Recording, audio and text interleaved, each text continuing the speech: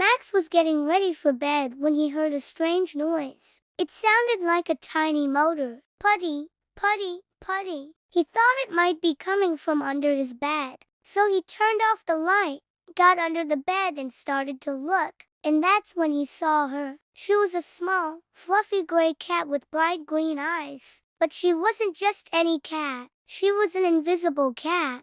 Meow, she said, and Max could hear her purring really loudly. But he was the only one who could see her. Just then, Mart came by. Max's dog, a big, goofy St. Bernard, stuck his nose under the bed and started sniffing around. "Do you smell that, Mart?" Max asked. "Smell what?" "The delicious scent of tuna," Mart replied. "No, silly, we have company," Max whispered, but Mart couldn't hear him. And even if he had, he probably wouldn't have believed him. So Max did something crazy. He grabbed some string and started tying a noose in front of the bed. "What are you doing, Max?" Mart asked, confused. "I'm trying to catch the invisible cat," Max explained. "Invisible cat?" Mart scoffed, shaking his head and walking away. But Max knew that cat was real, and he wanted to help her because she looked sad.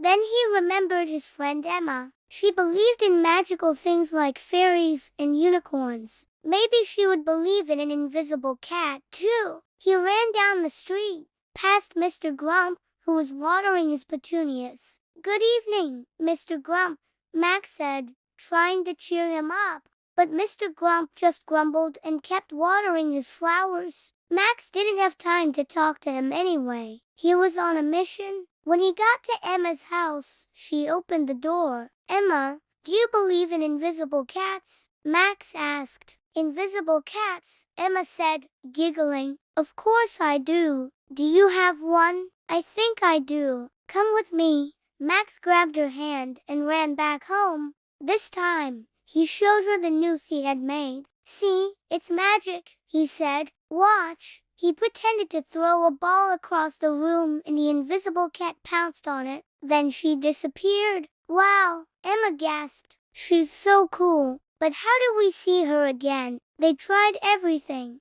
They turned off the lights and walked around with flashlights. But all they saw was a little gray fluff. Then Emma had an idea. She went to the kitchen and filled a saucer with milk. She placed it next to the bed and whispered, "Invisible cat, please drink our milk. If you do, we won't be scared and we'll help you find your way home." A moment later, the invisible cat appeared. She lapped up the milk and purred. "See, I told you she was real," Max said to Emma. "Now let's help her get home." But the cat suddenly started shaking. Her fur stood on end and she meowed sadly. "What's wrong?" Emma asked. "I don't know," Max replied, "but we need to do something to help her. She's disappearing." As if on cue, the cat shimmered and faded away. They had to hurry. Max, Emma and Mart raced through Maple Town. They checked under bushes, behind trees, and inside sheds. Finally, they reached the old wishing well. The cat jumped inside and meowed one last time. "What does she want?" Mart asked, confused.